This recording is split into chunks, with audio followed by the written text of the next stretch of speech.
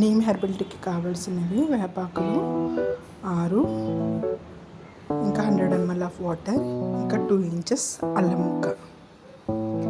అల్లంని ఇలా చిన్న చిన్న ముక్కలుగా తరుక్కోవాలి.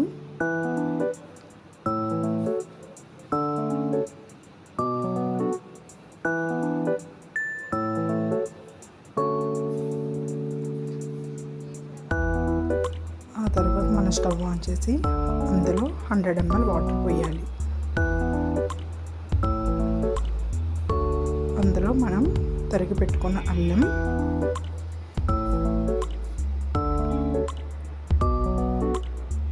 ఇంకా 6 వేపాకులు వేసుకోవాలి.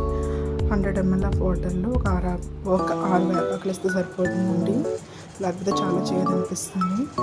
మనం ఇది మరిగిన తర్వాత మనం దీన్ని ఒక స్ట్రైనర్ తీసుకుని వడకెట్టుకోవాలి.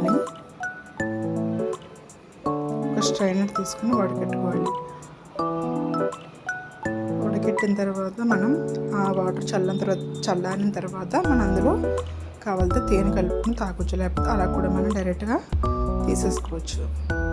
అంతేనండి, మన నీమ్ హెర్బల్ టీ రెడీ అయిపోయింది.